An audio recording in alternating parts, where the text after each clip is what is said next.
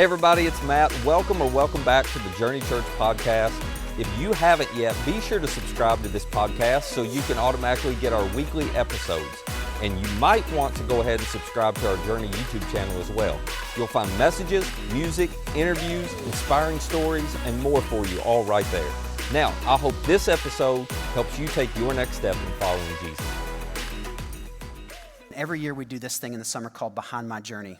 And we find people who we believe have great stories to tell you guys about how God's worked in their life over time, rather than just hearing from me or Matt every week. So you get a break from preachers. This is going to be really good. I think it's going to give you a different voice. And man, I learned so much. This is why groups are so important to me, because I get to sit down with my group on Sunday nights and hear from different voices in my life how God is moving and working in their lives. And I know you guys are going to enjoy the two people we have for these interviews the next 2 weeks. The other thing is the guy we have today is somebody I think you guys, but once you hear his story and know the behind the scenes, you may know this person, but this is going to be really, I think, inspiring for you to hear how God has moved. So without further ado, let me introduce today's interview.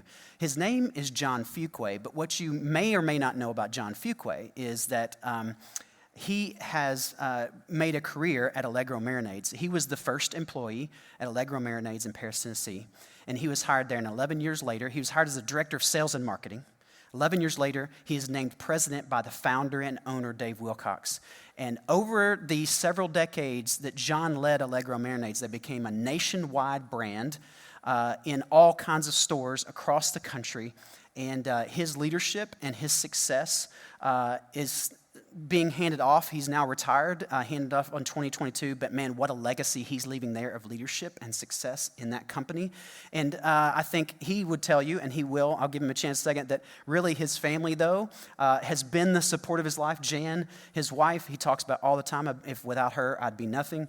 And he talks about his granddaughter, Elena, who she and her friends call Papa John. Isn't that just the sweetest? Can I welcome to the stage, can you guys welcome Papa John Fuqua?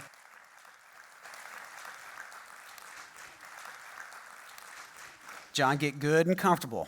It's confession time. I'm kidding. I've already warned a couple of people. Yeah, he's already warned. Hey, John, did I miss anything in the intro of you that you'd like to kind of let people know about you and kind of who you are? Did I miss anything? I hope not, other than I'm a rival to Murray, Kentucky. I'm a Tennessee Tech graduate. Yeah, and you're a Tennessee Vols fan, too, and I'm a Tennessee Vols fan. But you also support Murray State. I support Racers. Murray State. I've even gone to a Kentucky basketball game. Man sitting in the back of the sanctuary today painted my car orange. There we go. Yeah, so he lives in both worlds, everybody. Yeah, thanks, John. Hey, so I really want to start today because you do have a great story.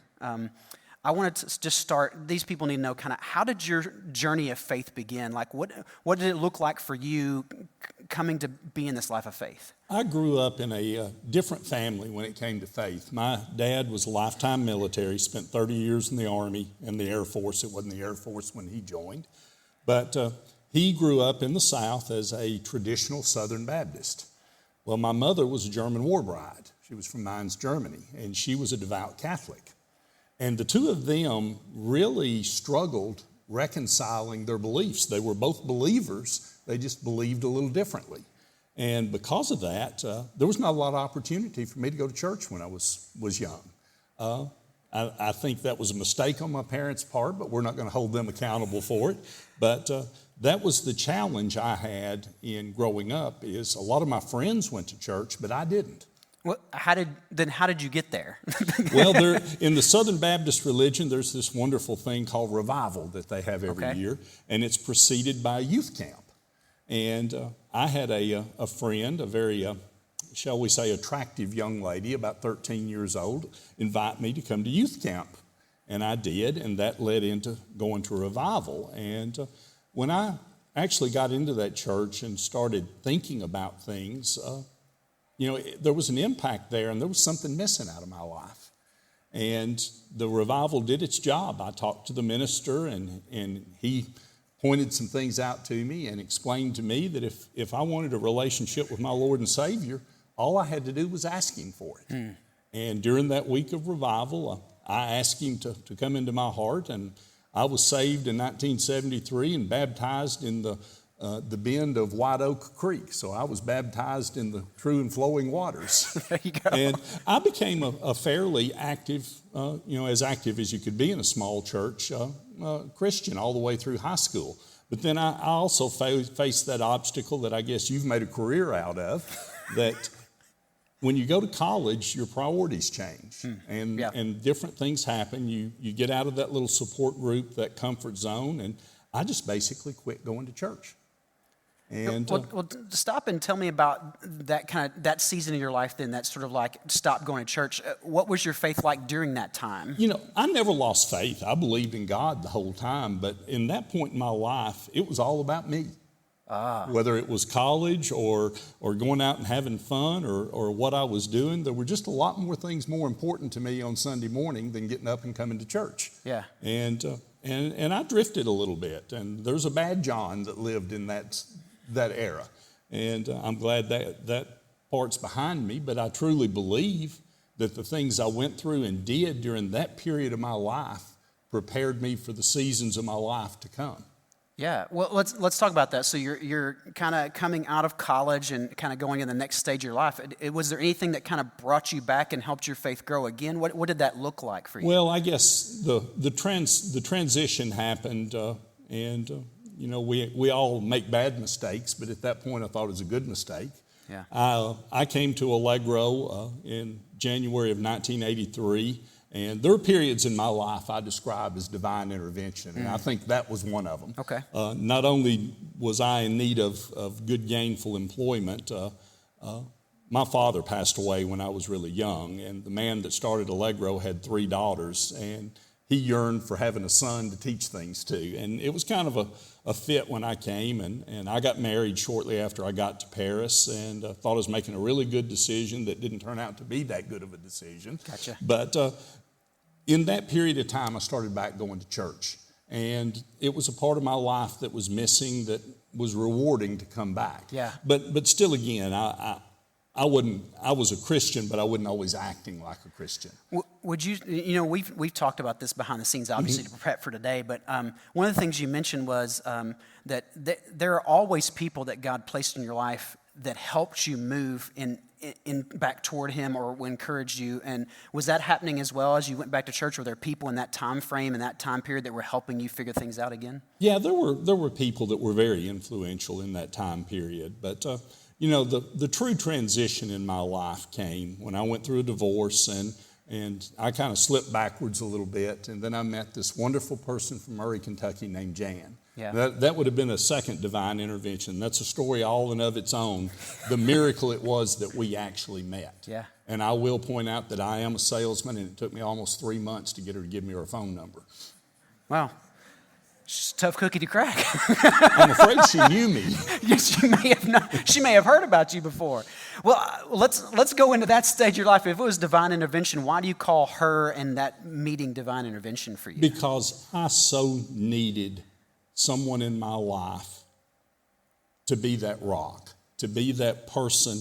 There's old cliches about behind every successful man there's a woman, or in today's world another person. Yeah. But Jan was that opposite of me. I talk too much, I tell too many stories, I do all of that. And Jan was that person that kept me grounded. Yeah. And I didn't have children, and Jan did, and I was blessed to become the father of Amy and Alan. I think they were 9 and 11 at that time, and it gave me the family that I yearned for, and just the person that would be my partner, that would work with me. And that made a big difference in our lives.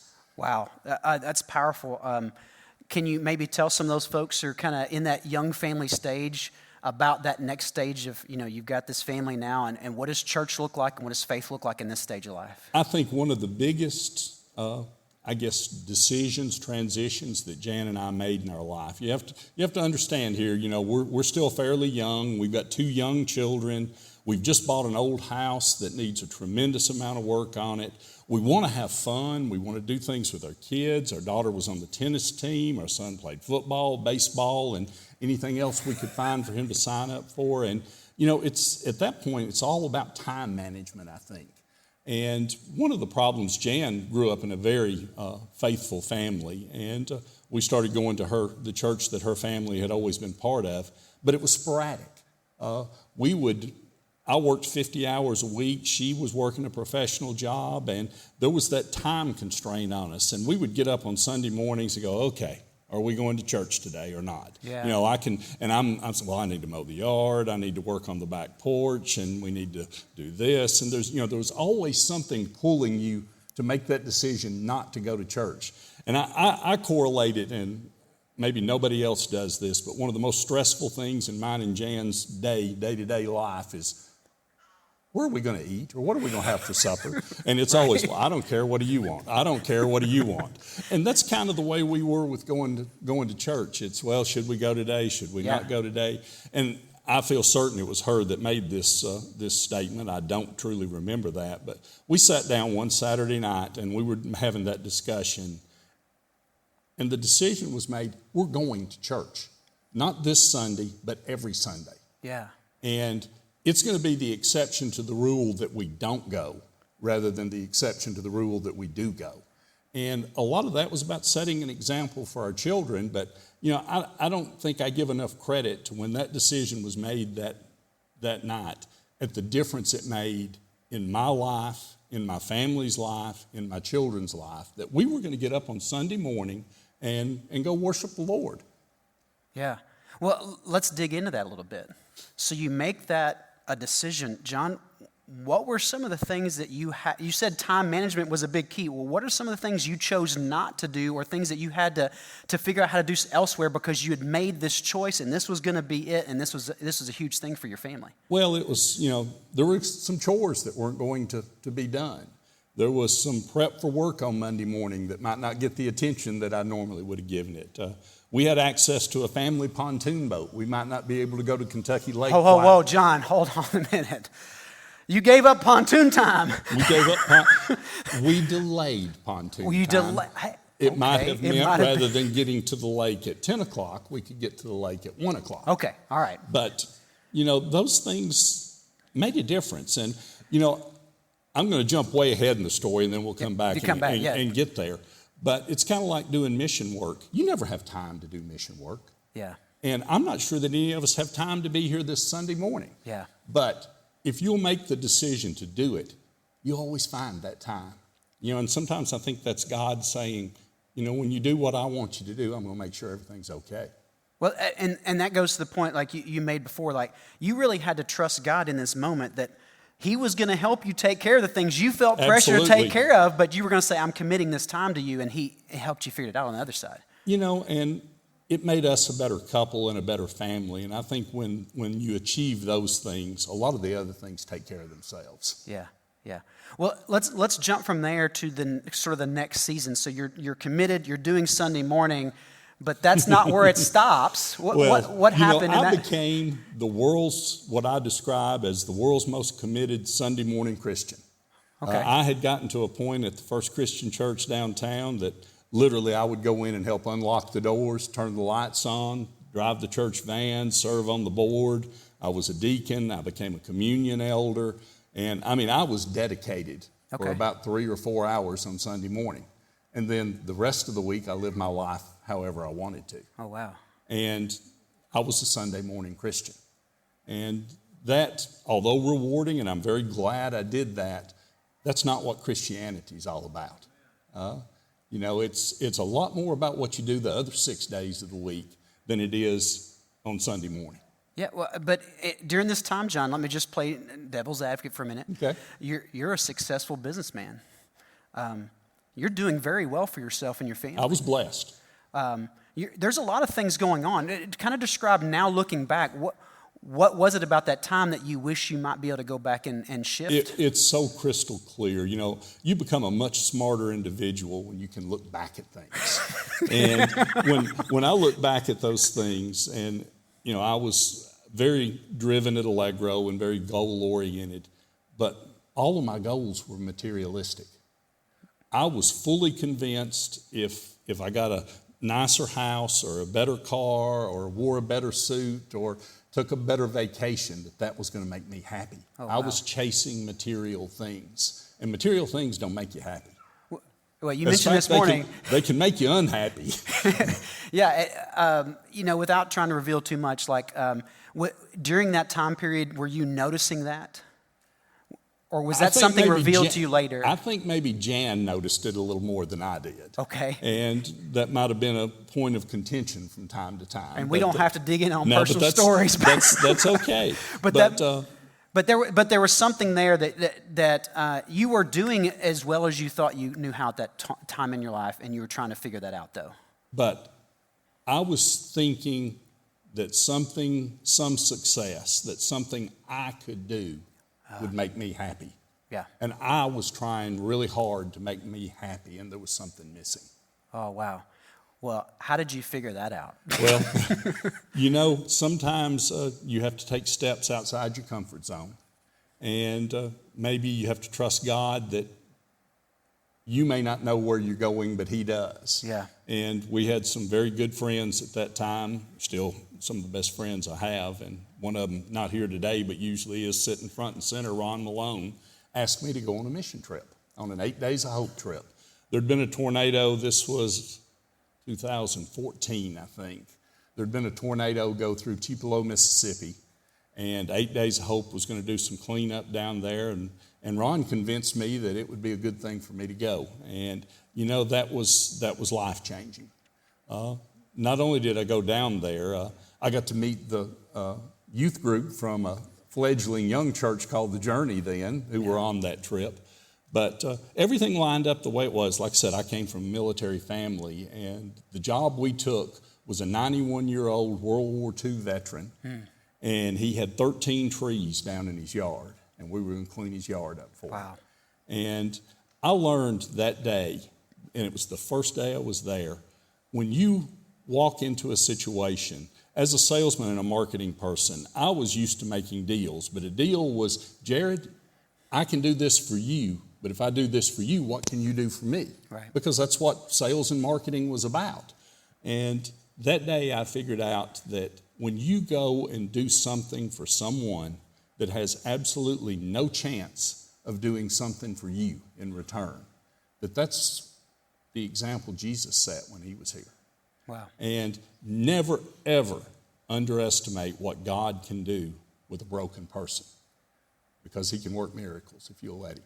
Yeah. And that trip led to me, I think I'm on trip number 47 right now that I have made. And much like making a decision to go to church, there's never time to go on a missions trip. And I'll give credit to our pastor, Matt.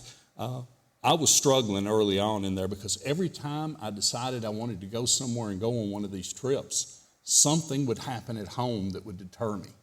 Jan had the audacity to break her ankle before I left on one of them. We had a family member get sick, and it always seemed like every time I was trying to do something good that there was an obstacle put up. And I actually came to Matt and talked to him about it. Yeah. He just smiled and said, when that's not happening, you need to reevaluate what you're doing.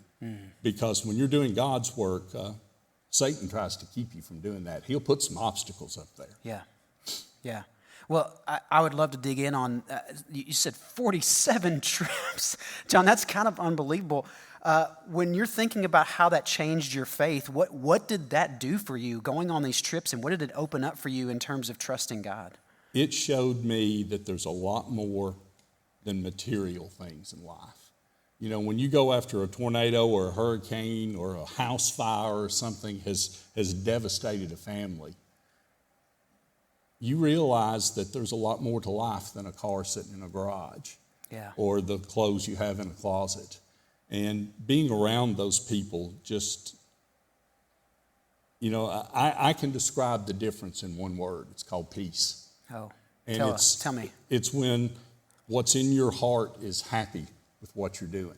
It's when you realize that God's living in my heart. And, God tells us to love our neighbors as ourselves. And that's a lot of what you do on a mission trip.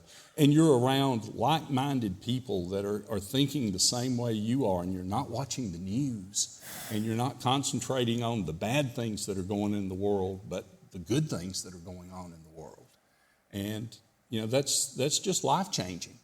And, if you've never done it, I highly recommend it. But my life changed because of faith, from being goal-oriented towards material things to being oriented to thinking about helping someone else and trying to make a difference in their lives. So somewhere in this kind of like stage of kind of learning and growing in your faith, it went from Sunday morning Christian to how would you define that next stage of your faith growth? To being a Christian every day of your life. And, I think, Jesus came to the earth, died on that cross for the forgiveness of our sins. I don't think any of us will debate that. But what Jesus did in his time on earth was set a really good example for us to follow. And Jesus wouldn't have been trying to get a new car. He'd have been trying to help this person that was hurting over here, or heal the sick, or set an example that irregardless of what's in our past, that we're worthy of his love. Yeah. And that, again, contributes to that word that you can have in your heart called peace. Yeah. So when you think back, and you were doing some of these trips while still leading Absolutely. Allegro and doing those, how did that change your thinking in professional world while still being a boss and being doing well at this job? Well, 2 or 3 things that happen in there. That you're sitting in a position, whether you want it or not, you're in a position that you can influence people. Yeah. And hey, how about let's influence them on something a lot bigger than success at work?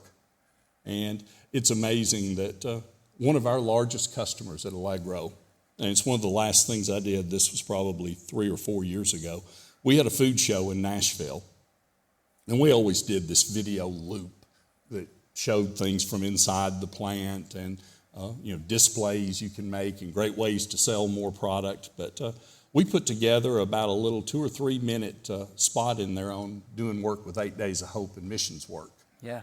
And it turned out that the company we were doing the show with was out of Chicago, and their president came by and started talking about Allegro, and then he saw that and said, now wait a minute, let's talk a little more about this. And he and I went to the side. It turned out his company had an entire division that did philanthropic support for organizations like 8 Days of Hope. So I was able to call the founder of 8 Days of Hope and say, hey, you want to follow up on a potential partner? And one of our best customers became a partner of 8 Days of Hope in trying to go out and help people. Wow. So you were able to, in the midst of this professional world, start to find that God was at work even there as well. Jarrod, you cannot believe, and like I said, there's a bad John back there, but I can now, in this season of my life, stand and look back and say, okay, I went through that to prepare me to go through this. Or that happened to me to make me able to deal with something that I'm going through now. And as I said, never underestimate what God can do with you if you let him, nor the examples he'll put in your life. Yeah.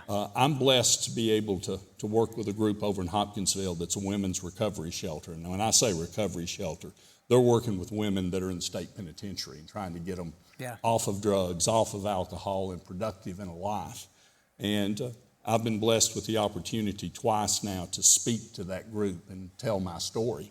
And I get to do it again at the end of this month. And I try to change it a little bit, even though the girls have pretty well turned over. They hadn't heard the story. And we were overlooking at some work that needed to be done in their facilities over there. And I walked up to the front porch of the house, and 2 of the girls were actually doing homework. It's a completely faith-based organization, but they were doing some of their Bible study homework. And the guy that was with me started talking to him, and I started talking, and the girl looked up at me and said, wow, you come across as somebody that's really in charge of your walk.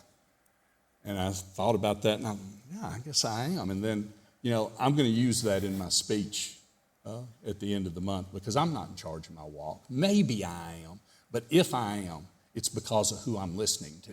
And it's because I pray and ask God to lead me through that walk. Not saying I can always do it, because I don't have a problem with God showing me what he wants me to do. That's usually pretty obvious. My problem is me going, now wait a minute, God, I'm smarter than you. You didn't really mean for me to do this. What you want is me to do this. Right. And me getting in the way of what God wants me to do is one of my obstacles I have to work on. But, that statement was strong to me. You're in charge of your walk, and I want to be in charge of my walk. But I want to be in charge of my walk because I've prayed to God and listened to him and what he wants me to do and how he wants me to walk. Well, John, since I've known you, that humility comes across. You were always trying to figure that out. Hadn't always been that way, Well, Jarrod. and I appreciate that, but here's Probably always isn't that way right now. But well, I don't see you except a few days a week. So, but I want to ask you one last question here. Sure.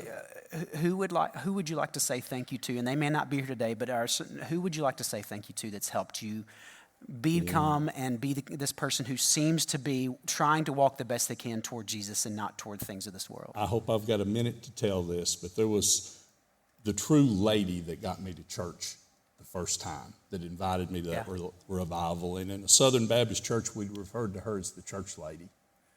When my life had kind of spiraled down out of college and I was doing some things I might not have been proud of, I decided I had to go back home and reground myself. Yeah. And when I got back home, and it kind of hit me in the middle of the night, you don't want to go down this road you're headed down. And I packed up. I was living in Florida. I packed up and came back to East Tennessee. And she came running up when I got there and hugged my neck. And she was so happy to see me. And she said, Wednesday night after church, I went home and I just had this strong feeling I needed to pray for you. And there's no doubt in my mind that she prayed with all her heart. And that was the night that it hit me that I was headed down a bad path and I needed to change that path. So she's in heaven now, but I'm forever thankful for that lady. I'm so thankful that God brought Jan into my life. I'm so thankful that God brought the Journey Church into my life. Because, I just wasn't getting out of church what I needed. I had been in that Southern Baptist church that, and God bless them, but I felt judged when I walked into it. And, I've got the pleasure next week of building a handicap ramp with our local missions group, Hope in Murray. And it's going to be for a non-believer.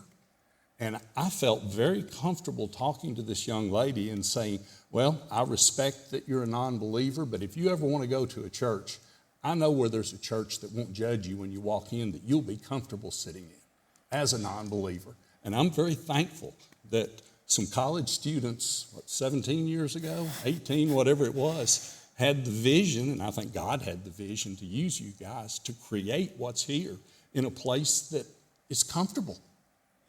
Thank you, John.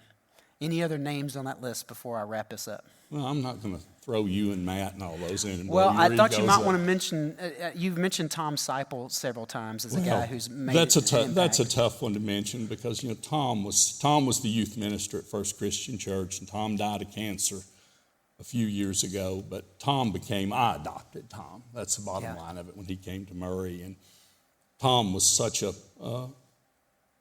inspiration for me. And I hate that Tom's gone because he'd have been on these trips with me and done so much. But, I watched a man sell every worldly possession he had and move to Nicaragua and start an orphanage and a feeding ministry for children, and was blessed to go down and work with him a couple of times. And, Tom, you made a difference, guy. Yeah, awesome. Hey, thank you, John, for you. this time. Would you guys thank John for...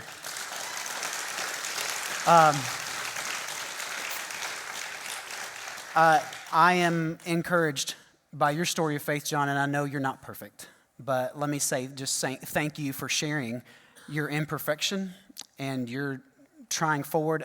For all of us here this morning, let me take a few minutes just to help you kind of process and wrap up. If there's one thing I could point out, as I talked to John and did this talking through and preparing for today, one of the things I just wanted to highlight for you guys and help you think about is that I think we all get distracted in seasons of our life by the things that seem really, really, really, really, really important. And it's not that they're not important, but in perspective, John's story helps me remember that what we do here and the people we love on and the people we share this story with is one of the most important things that can guide the rest of the areas of our life. And purpose and fulfillment, I think you can hear from John's voice, he's found purpose and fulfillment and peace in something larger than just the things that he built his life around for the first, few decades. And then secondly, I'd like to encourage you, and John's going to be in the suite afterward. If you'd like to know more about 8 Days of Hope or Hope in Murray or the other organizations he's all the time spending time with, I bet there's people like you that could have a spot serving alongside him in these different areas. If a mission trip is something you've never done and you just want to ask John, what's this really about? And you want to get the real deal, he'll be glad to tell you, and he'll probably sell you on it. Get ready to sign up by the time you're done. And then I would like to sell you real quickly on, if you're not quite ready to travel anywhere to serve, we have Serve Now coming up in 2 weeks, July 16th. I'm not trying to sell you on serving. Just come to Serve Now to see what the possibilities are. If you won't give yourself a chance to just see what the possibilities are, to ask the question, God, where could you use me? If you think that there's no way God would have a spot for me. I've never lived my life well enough. I'm not good enough. I don't have any special talents. Listen, that's not what this is about.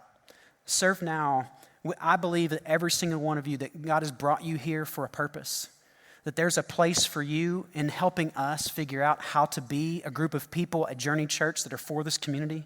I believe there's a place for you to help us on Sunday mornings or during the week or somehow to make sure that we're doing the things that serve the people in this city and beyond.